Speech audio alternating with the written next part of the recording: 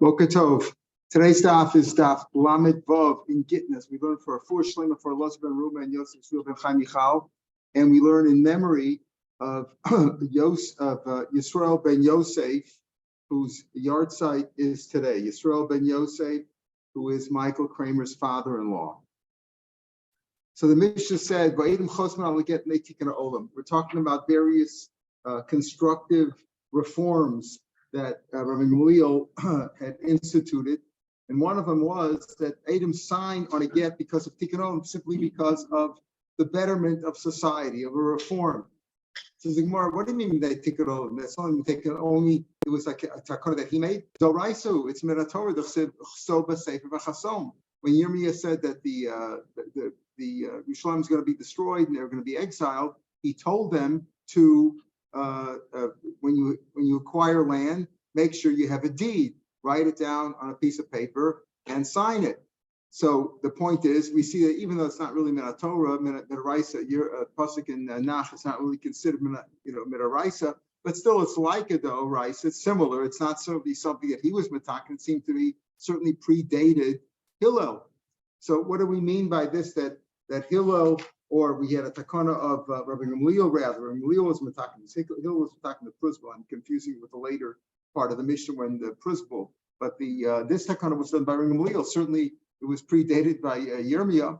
Amar Rabba lo tzricha. Look, we're going according to Elul Rabbi Elazar. We're talking about Rabbi Elazar Edim Masira Karti. According to Rabbi Elazar, who learned that Edim Masira are the Edim who stand there who testify and see the get handed over to the woman or to her representative. So according to them, you don't need Edim at all.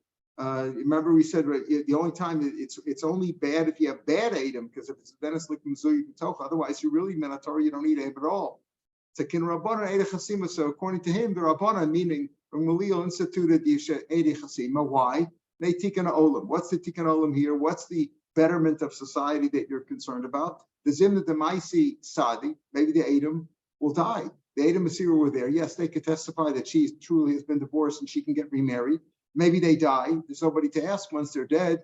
Inam Zim Dazlim Nasyama, they'll travel abroad, they'll go overseas. You won't be able to locate them. So therefore, it's better that they should sign on it, so at least somebody else can come and confirm their signatures. First of all, we mentioned already, Michael, that we're learning in memory of your father-in-law, Yisrael ben Yosef.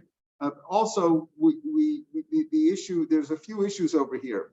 They might die, so we can confirm it with the signatures. This apparently, the first we're talking about, that apparently this was at a time where they didn't rip up the get as soon as it's given. Today, they rip up the get as soon as it's given, so to make sure that there's no hanky-panky, they don't use it again or collect the ksub again, whatever. They give us a sort of receipt or a statement from the court. You have like a confirmation from the court that you indeed are divorced and you can marry somebody else. Obviously, if they tore them up right away, what would be the whole point in making sure they Adam sign on it? It's gone anyway. It's ripped up right away. So this gets into issue. Apparently, this was at a time when they didn't rip them up. And today they rip them up, but it's brought down that they ripped them up in earlier times also after it was given.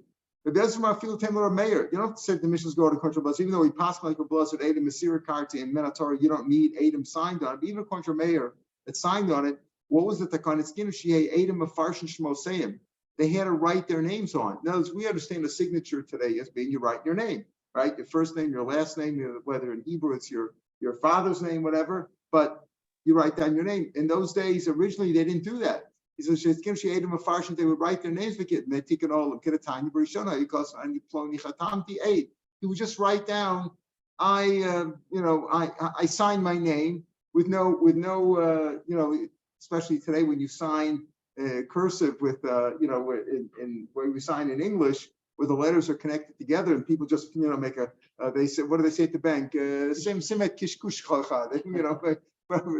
Put your smudge on there. You know what I mean? Like, what does that mean? You can't even know. You don't know who it was. That's how they used to sign. They wouldn't listen. Today if you go to a lawyer and you have them write it down, they type up your name underneath it and you sign on top, right? In those days they would just get their little kishkush and that was it. So even according to Meir, who says you have to sign, that's how they used to sign. So how would they confirm it? If they would find a similar signature, then when they say, let's confirm the signatures, we don't even know what to look under. Should we look under Friedman or Jones or Azulai? What are we looking under here? Where are we going to find the signature? We have to start comparing this kishkush to somebody else's. It's almost impossible. Because if they couldn't find it, also they couldn't confirm. So Gamliel said, "Oh, make a good Takana Dolitsky made a great Takana." Since Gamliel says it, he was the one who was matakin. It's like he says they made a great Takana. It's like he's talking about others. They would write their names like we write down today. If you go to a wedding or you're excited, you write the ksuba, you write down, or get the same thing you write down. You know, Gershon ben Yosef Aid, right? You write that, you write that down, and then you sign your name, or you write your name in simple Hebrew. It's very easy to read. The letters are all separated. You could see the name, but the point is they had to write their whole name. Some say what he means to write the whole name is that they originally just wrote their first name. Then now you write, Gershon ben Yosef A, so you know exactly who it is. And they take an olam. So it's more of a siman lo. It's enough. That's how the takana was, that they write their whole name out, so it's very clear. Whether it's according to the first opinion that we're going to a blazer, you write your name that way, or according to Rav Meir, that originally we're saying that they originally just made a kishkush and now they wrote their whole name clearly. Is it not enough with just a simon? Like it was common in olden times. They would walk around with a like a little signet ring, and they would put their stamp on it. Like today in Europe and in Israel, nothing gets done without a stamp. In other countries, it wasn't always required of a stamp. Here, every little thing you have to stamp. Sign your name, stamp it. Without a little simon or a stamp, isn't that good enough? But when Rav would sign his name, Sayakura, he would make a little picture of a fish. That was his emblem. That it was him. Rav Chanina Charusa, I guess because of the letter Chanina, the ches, they would make Charusa like a little twig or a branch of a tree. That was his signature. Rav Chisda Samach, because the Samach in Chizda. Rav Hoshea Ayin, because the Ayin in Hoshea, Rav Hoshea. Rav Huna Tzair Makusa, he would make a ship's sail. That was his emblem. Point is, they didn't write their name. They wrote this. Shain Rabban de Beki and Simanayo.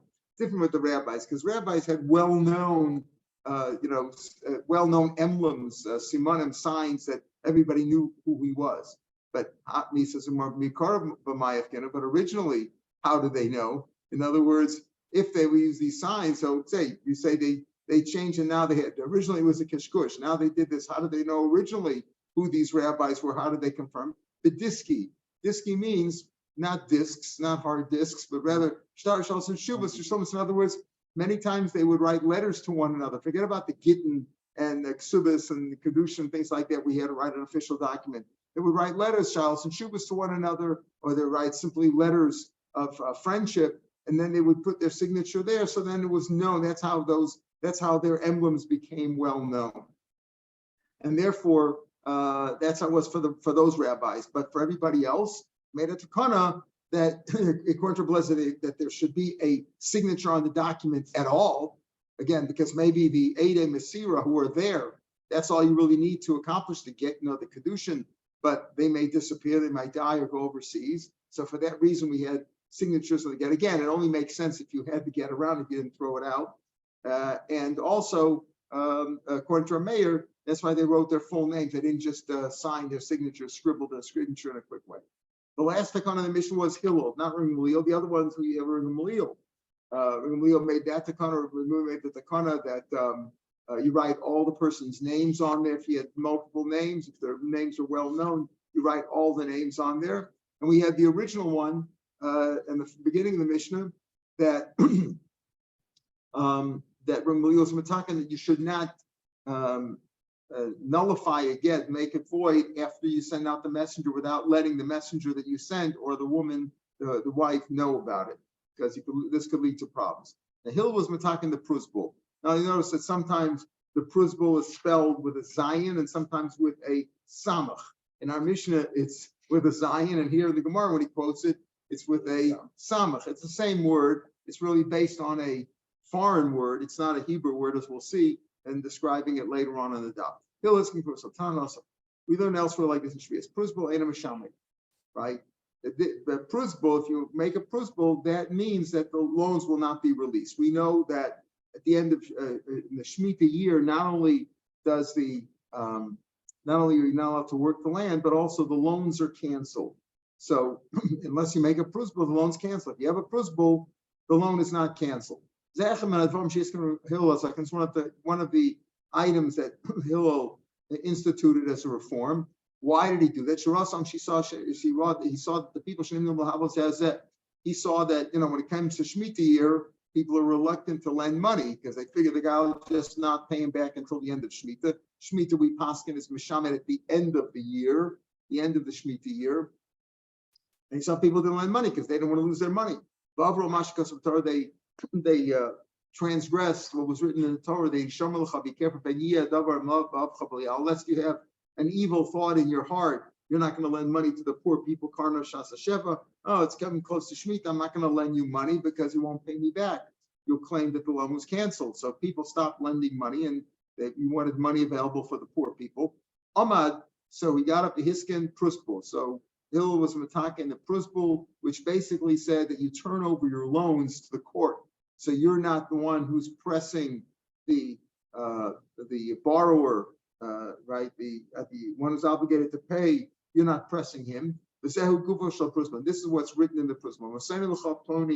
I am giving Ploni Dayanim. I am handing over to you, sirs, you judges. Shemakom Ploni, the you judges in this place. Shekol Chov Shieshli, Eitzel Ploni. Any loan that I have outstanding with this fellow. In this case, you wrote a prusbul. It sounds like on each and every loan.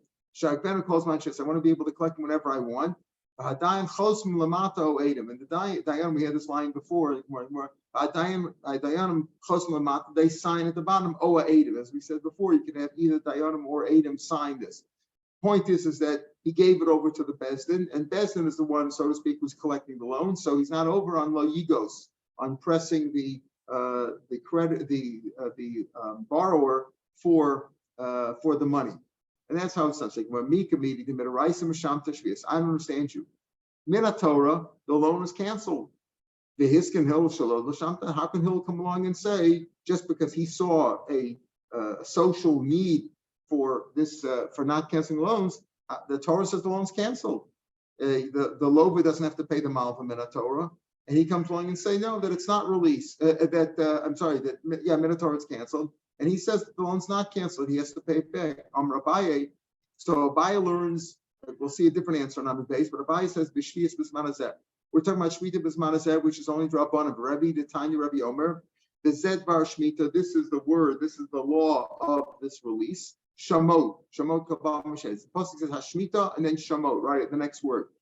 B'shtei shmitos, I'm trying to tell you that we're talking about two different kinds of shmita. Shmitas karka. One is shmitas karka when the karka is not work, but that has to be released. Shmitas ksafim.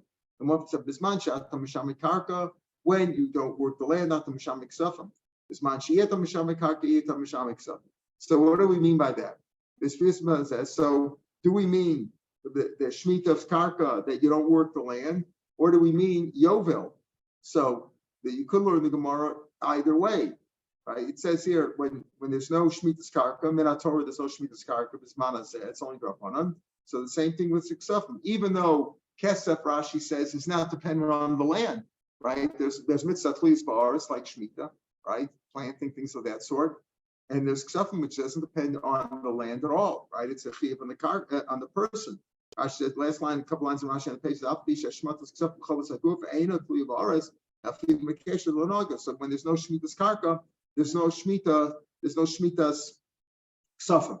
So therefore, he says that it's only drabanan anyway. In other words, the mitzvah of shmita is only drabanan. So midaraisa, there's no shmita on today. Midaraisa, there's no shmita. Rabbi says Zed var shmita shema b'shem zivdabra. If there's no shmitas karka, there's no shmita. We'll turn base the takina rabbanan. So there is really no shmita. But the rabbi said, but takina rabbanan to shaman. The rabbi said there should be shmita for ksafim. Why? Zeichel shvius. So we should remember shvius. In other words, we shouldn't forget the laws of shmita. The rabbi said, you know what, loans should still be canceled. And the rabbanan was shaman both we have Shmitas Karka and Shmitas Ksafim, Bismanas as they Lishvias. But Raw Hillel, but then Hillel saw Shinir Malavos that people stopped lending money out before Shemitah because they don't want to lose their money. Mahavos says that. I'm a discount principle. So he set up the principle concept to tell you that the loans were turned over to the court, so to speak, and the court allowed you to collect later on, but you're not the one pressing it. Yeah. Didn't he answer the question at the very beginning? That what? No, the question here was if right. That's right. That tells you that you should keep lending money. Right. So you should keep lending money. So how did Prusbul, right? You keep lending money, but people stop lending money because they don't want to lose their money. But the question over there was not the question we're answering is not that Bechlal. We're answering the question if Minat Torah the loan is canceled and you just have to pay back, how could Hill come along and say, no, you do have to pay it back? That's the question we're raising. So we said, no, Minat Torah, there is no chiyuv to pay it back. There is no Minat Torah, it doesn't apply today. Minat Torah, there's no Shemitah B'Zman, and therefore the loan is not canceled anyway, right? But the rabbi said the loan is canceled, the loan and the Shemitah is canceled. Zeicher, but he'll come along and said, on this Drabanan, we're answering, since it's only Drabanan, he can make a takana. The question was, if it's a Doraisa that the loan is canceled, how can he come along and say? It's also the Doraisa Shama. Yeah, okay, fine. So what? So you have two Doraisas. No, but the Yisham is telling you to lend money. We're talking about the canceling of the debt. The Yisham is telling you should lend money. You shouldn't be concerned if the loan's going to be canceled, right? You should always lend money to poor people. Period. That's as far as he wanted to make money available to the poor people. So that was on his side. But still, I mean, the pasuk says lend money. The pasuk also says the loan's canceled, right? We're talking about the loan being canceled. That's our question. So how did Hillel do it? He saw two Doraisas that are contradicting each other because people weren't. It says he's showing the cost, right? Don't not lend money. Okay, so if he saw two Doraisas, he decided which is Doraisa to keep. Is that what you're saying? No, that's not an answer. He didn't decide which Doraisa to keep. He did that away to be. So he said, the loan being canceled is a clear halacha. If you have a loan and a Torah Shemitah comes along, the loan's canceled. Period. Hisham Lecha is a general idea. You shouldn't refrain. Now, would you say if you didn't lend out money, are you over on a lav? A guy comes to me and says, "Can you lend me money before Shemitah?" And I said, "Well, I don't have any money right now. I'm over a lav. You're going to be malchus for that." Anyway. It's a general idea. Be careful. Don't refrain from lending out money. But it's not like you can't punish somebody based on that. You can't say since the Torah says don't refrain from lending money, we're going to take your money against your will. Give me your checkbook. It's not like that. Says, what? The Mishnah, right? Non-hustle. Yeah, no, I understand. I understand that people were going against it again, but it's not actionable. Yeah, I understand, but Michael, it's not actionable. Okay, if I come to you and lend you and borrow money, it's before Shemitah, and you don't want to give me money, can I take your checkbook? You're over on the halacha. It's not like it's not actionable. It's an idea that you should lend out money. People are over on that idea. That's what the Torah says. So he says, listen, it's a terrible thing, even without the pasuk. He says they were over on this halacha that lend money, but people need to borrow money. Commerce needs to continue. So he made this takana. But it's not like I saw one doraisa against another. I chose this doraisa. Torah says. Not choosing these. What are you saying? You're saying it's a loophole. No, in other words, you have two doraisas. No, I understand. How do I keep it? Okay, fine. If you could say it that way, but that's not the kasha. The kasha is how could he cancel? The question is that the doraisa says that the loan is canceled. He lent the money. Okay, so let's say he lent the money. He wasn't over on the doraisa. I lent the money. I borrowed. Okay, it was before. I'm okay. Fine. I wasn't over on Yisham Lecha. You came to me before Shemitah. I lent you the money anyway, and now it's canceled. It's canceled. The Torah says it's canceled. How can you say it's not canceled? That's the kasha.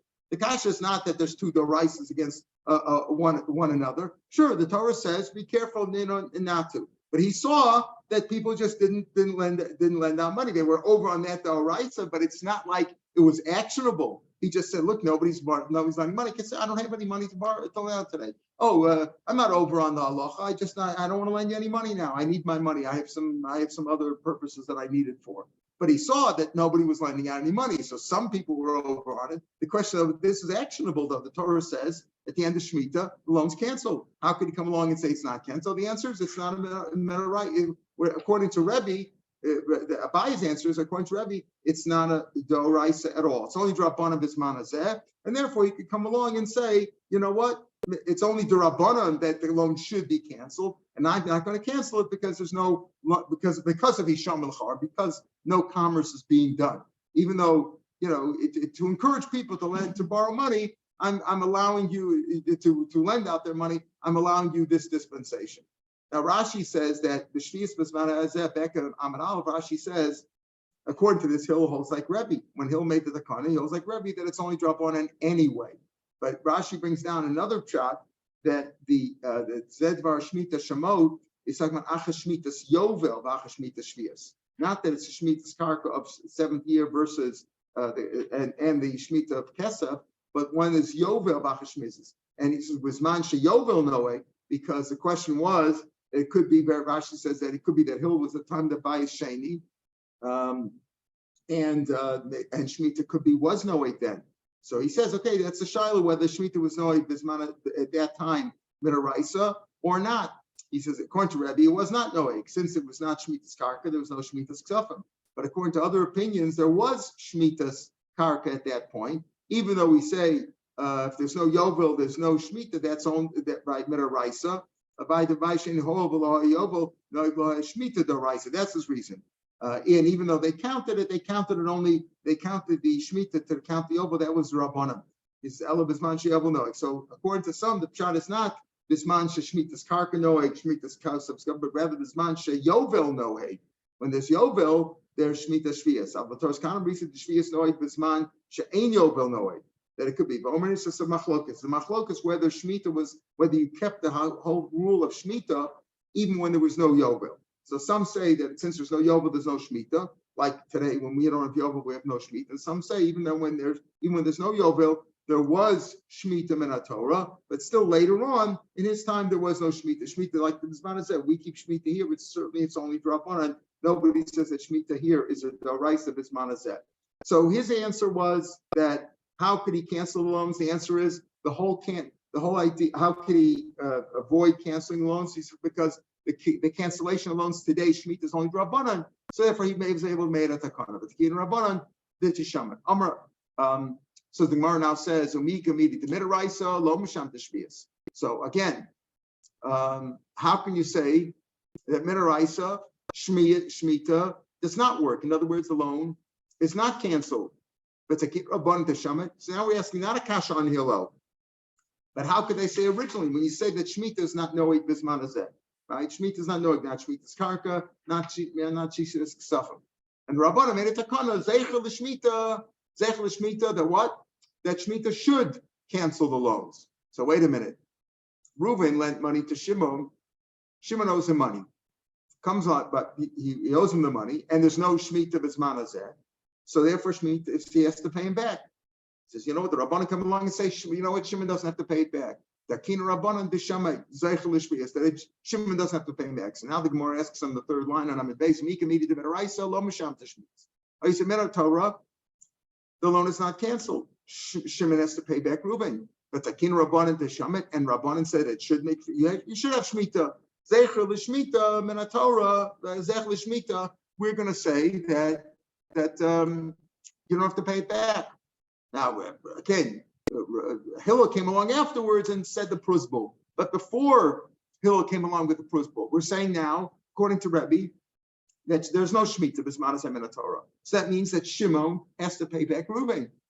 And now the Rabbanan came along and said, no, you don't have to pay it back. We're going to have Shemitah. We're going to institute Shemitah here also. Zeichel Mikdash, Zeichel Shvius. We're going to say that Shimon doesn't have to pay it back. Can that be? But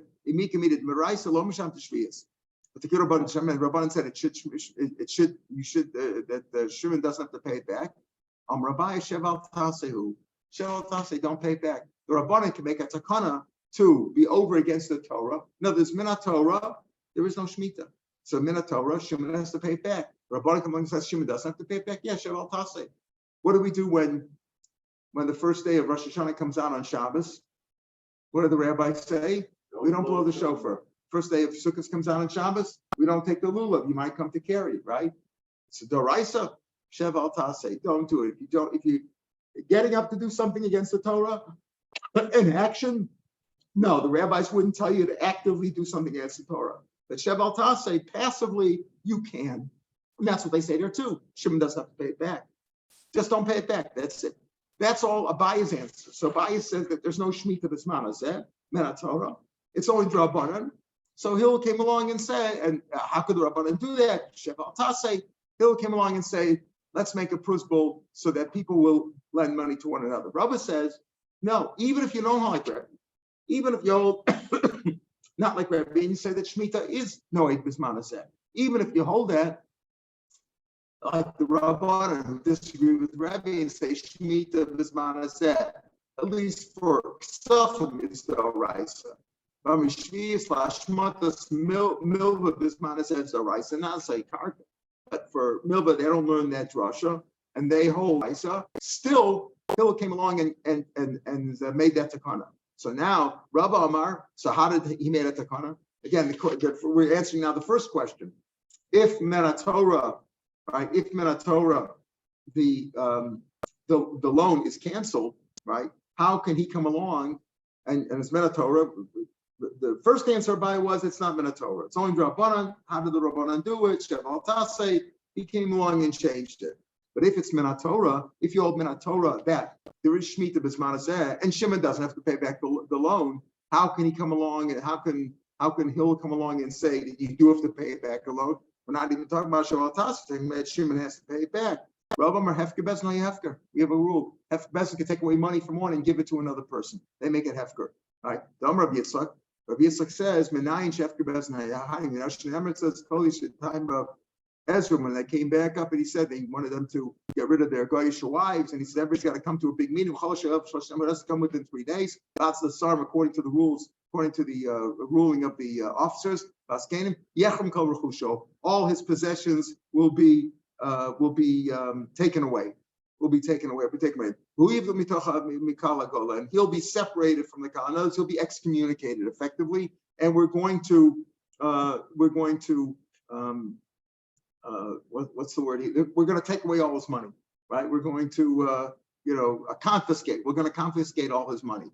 Bezin had that power. That's Rabbi Yitzchak, Hefker Bezin. Hefker based on this pasuk. Rabbi Lezer brings down a different pasuk. It says these are the inheritances. Elazar Kohen Shubanun gave out these Roshei Ha'avos and the heads of the families. Usually it says Roshei Hamatos, the heads of each of the tribes. So this is Lashon Roshei Ha'avos.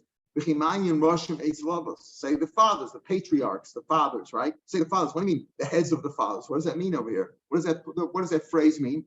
To teach you, just like fathers bequeath to their children, they could decide who's giving what. It's whatever they want.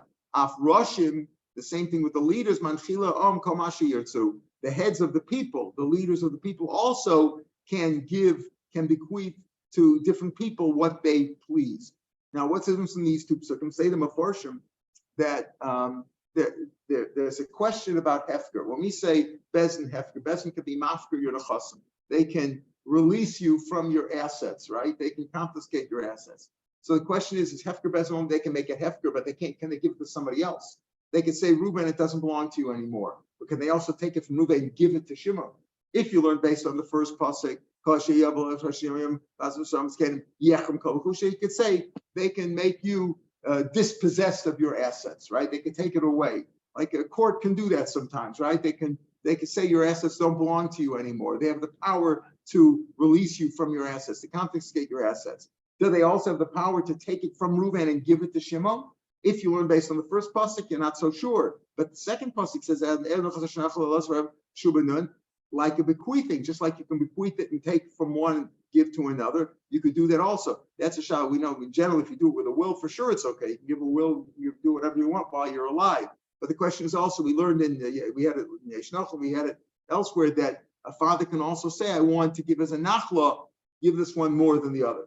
Bad advice to do that. All you're doing is encouraging that they'll be fighting in your family well after you're gone. But the point is that you can do that. So just like a father can take from one son, Reuben, and give it to Shimon, from Shimon and give it to Levi, or vice versa, whatever. That's what the Bezdin has the power to do. Also, that's the question about Hefker, Bezdin, Hefker. Is it only to release you from your assets, or also take your assets and give it to somebody else?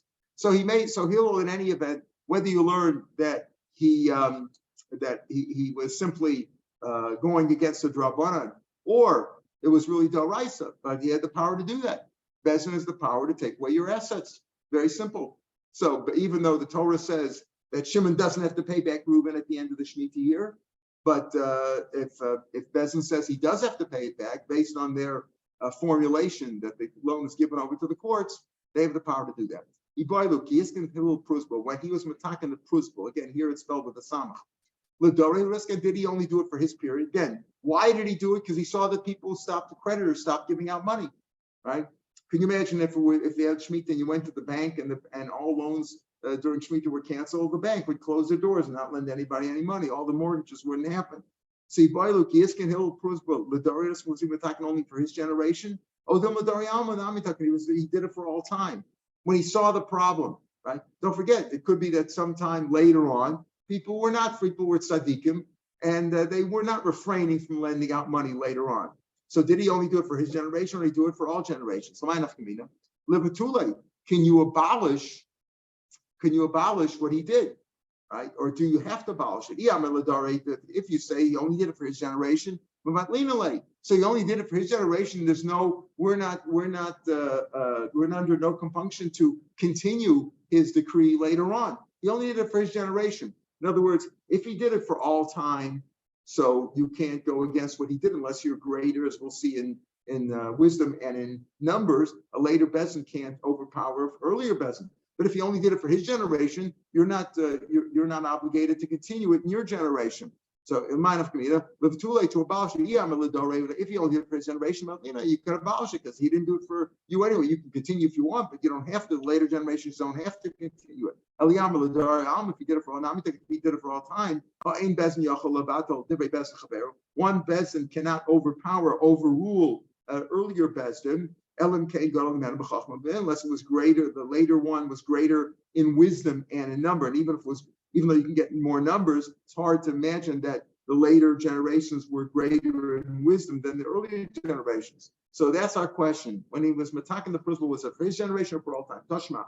Let's prove from here. Dama Shmuel. Shmuel said, Locus being prusbul. Shmuel, we'll see, was against the prusbul. He wasn't a big fan of it. He said, you don't write a prusbul ella eba beitin the surah, either the Bezdin in Surah, where Rav was the rabbi there, or in Nardah where Shmuel was in charge. In other words, only in special Bezdins. If you did it for all time, if a hill did it for all time, they could do it in other Bezdins also. They could do prusbuls. Why did you say only do it in these famous and powerful Bezdins? Must be that they only did it for his time.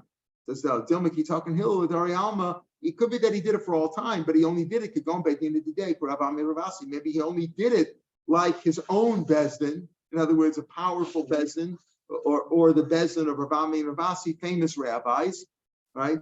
So I says they did it surveyed on Shmuel, right? And it's maybe only did it for powerful Bezdins that they were authorized to do that because they knew what they were doing. The Alime, the more powerful, they can take out money. Maybe he did indeed make a prusbul for all time, but they only did it like with the Supreme Court. He didn't do it for every little court of 3 people. So Tashma. So again, we'll try to prove from Damar Shmuel. Up prusbula. This prusbul ulbera dedainu. A little bit of chutzpah of the judges, because they're coming along and saying, even though the Torah says that Shimon doesn't have to pay back Reuben, they're coming to say, you know what? Shimon does have to pay back Reuben. It's a chutzpah of the judges who. If I will become stronger, right? Or chayil, if I will become stronger, aftaline alabalshit. Right? That's what Shmuel said. It's a little bit of chutzpah. We're not sure what the word oba means yet, but let's assume it means Rashi here means chutzpah, as we'll see.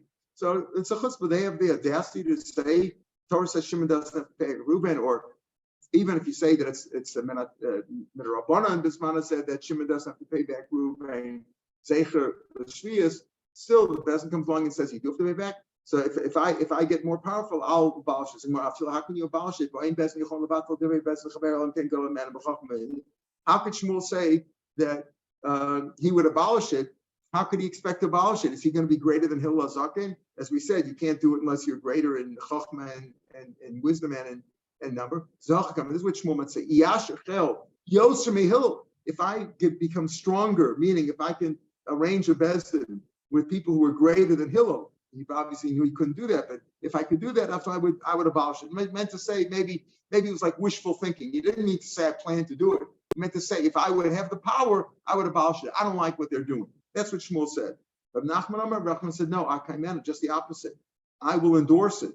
I will endorse it. I like the idea of a prusbul. What do you mean you'll endorse it? It's already working. We all know that we do a prusbul. Everybody knows what do we need you for? I would say, Milsa, I will add something. I will say something about it. I would add to it of the low cost. Even if you didn't write it, there's any loan, I would say today the takana should be not that like we do. We write a prusbul and we get three guys to sign it. Not like that. I would say it's automatic. He made a prusbul, it's automatic. All loans are not canceled when it comes to Shemitah to encourage people to lend money. That's what he says. So Shmuel says, I'd like to get rid of it. I think it's a big chutzpah for them to be able to come in and say that a loan which is canceled is not canceled anymore and Shmuel has to pay back. Rav Nachman said, no, I think it's a good idea. I would even strengthen it and say you don't even have to write the prusbul. It's automatic. That's what I would do. Okay, so that was the discussion that they had. The Gemara doesn't really answer this question. Did he do it for all time or only for his generation? Obviously, we continued whether he did it even for his own generation, but obviously the rabbis continued with it till this day. Iboilu, hayalbana lashon chutzpah or lashon nichuso. What do you mean by ulbana? When Shmuel made a strong statement, he said, "I think that the prusbul is a little bit of a chutzpah on the part of the judges that they're coming along and saying that Shimon has to pay back the loan anyway." So it doesn't mean lishon chutzpah. It means like chutzpah, like audacity.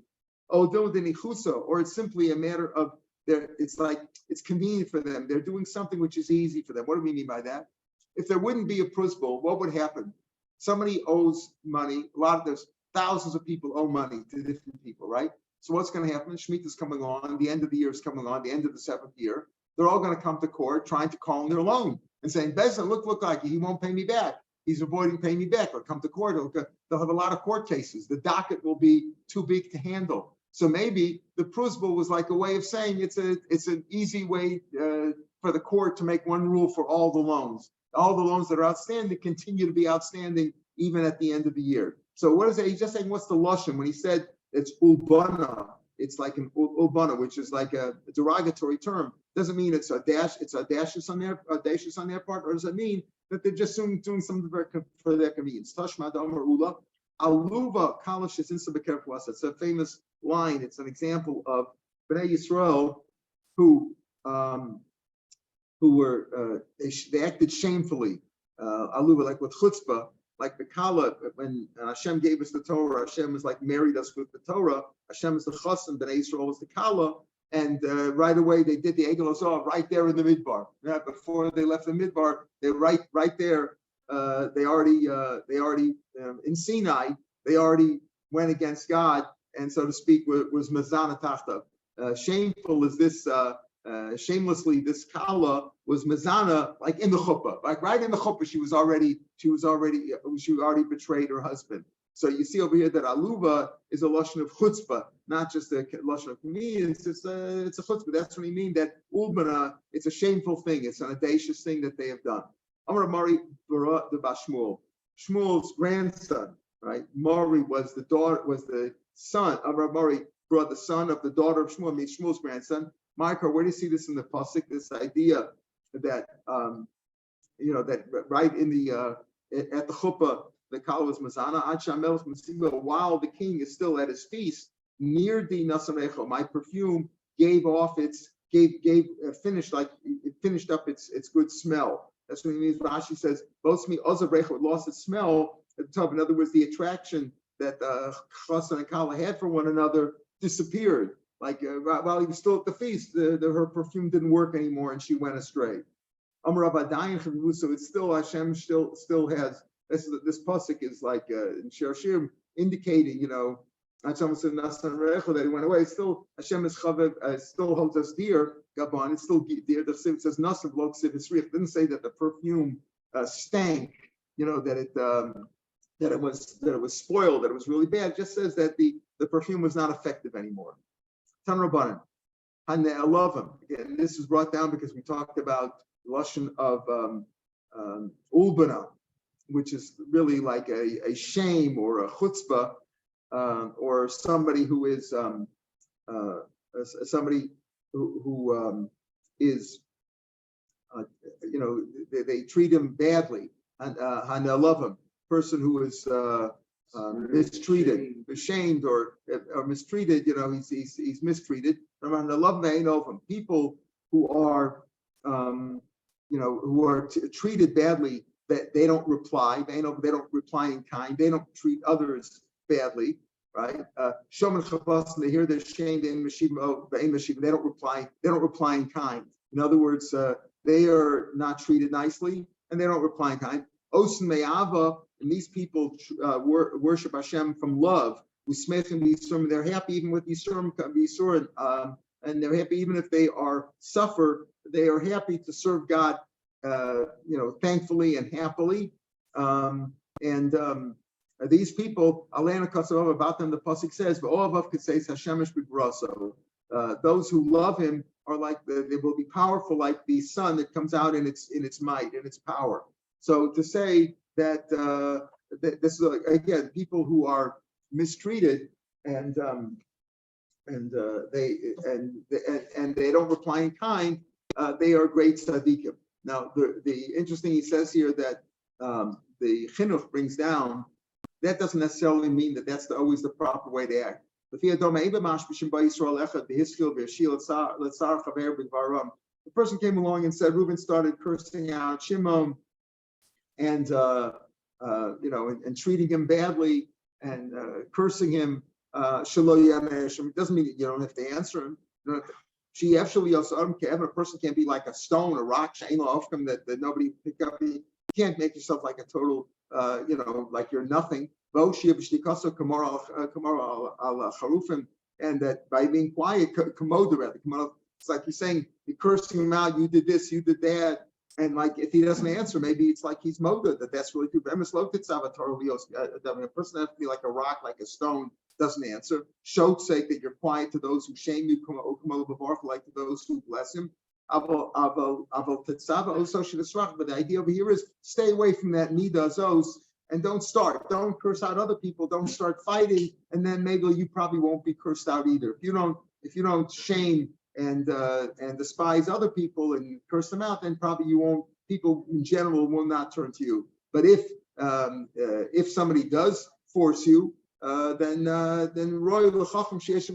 even if somebody does curse you and you feel you should respond because you don't want to be motivated to it, you should do it in a soft manner and not scream back and not curse them back, but answer in a proper way. He says, on the other hand, there are some tzaddikim who will never. Some people are very chassidic, some people are very pious, and they won't answer. They don't want to enter any fight at all. So if people curse them out, sometimes they're not going to answer at all. Then it's a great midah if you could be that way, but you're not required to be that way. If somebody shames you, then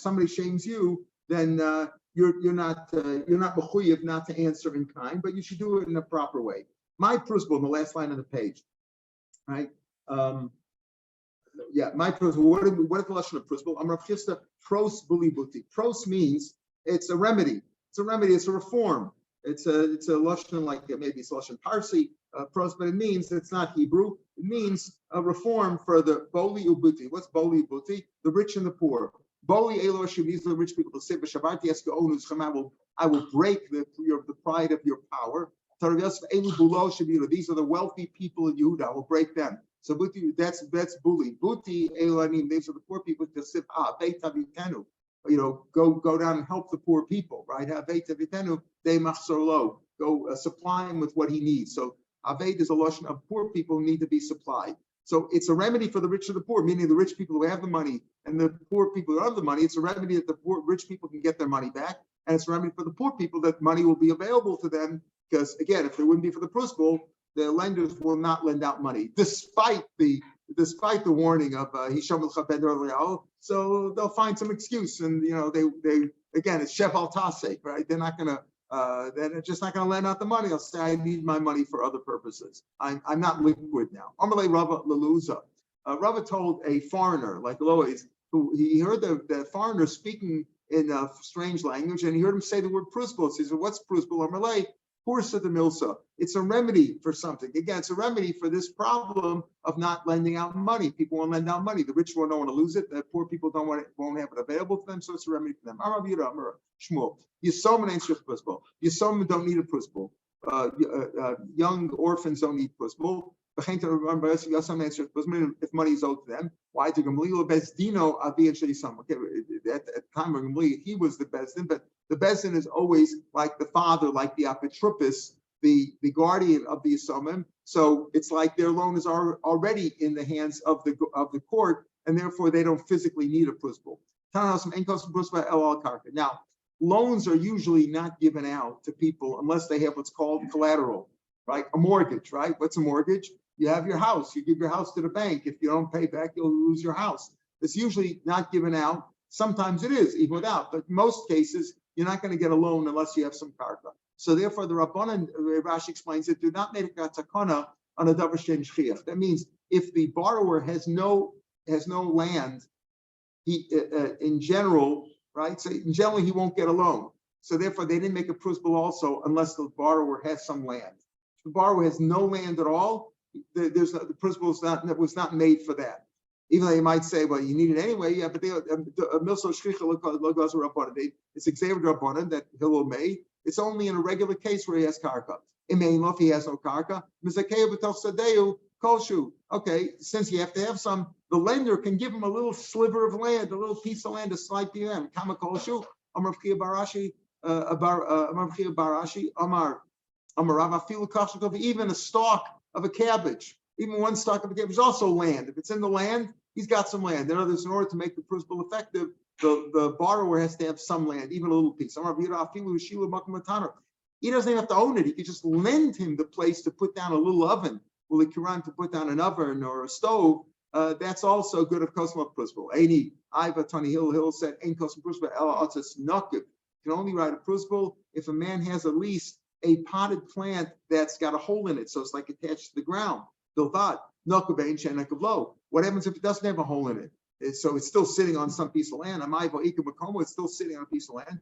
So it's put on pegs when he doesn't have any land at all. That's what he means to say. That if it's a potted plant that has a hole in it, so it's like it's getting some nourishment from the house, he's got some karka. If it doesn't have a hole in it and it's on pegs, he has nothing. Ravashi would give, when he lent out money, he would give out to the borrower, he would give him a stump of a tree, right? The tree was cut down, but the stump's in the ground, right? He would give him the stump, and based on that, he would write a prusbul. He says, okay, you've got some land, I'll write the prusbul based on that. In other words, the prusbul is for the benefit of the lender, right? So if the borrower doesn't have any land, you better make sure he has some land, otherwise they won't do a prusbul. So he would base his prusbul based on that. Rabbanan de Ravashi, they would say to one another, and each one was like a court. You be my court and I'll be yours, right? They would just say, okay, I'm giving you my loan. You handle my loan. You're a court. And the other guy said, yeah, you're my court. He just said, you handle it for me. You'll be my court. Do I need anything else? We have to have anything writing. You don't need anything more. That's good enough. All right, we'll pick it up from Tanur Rabbanan tomorrow. Mitzvah Shem on Thursday. Have a good day, everybody.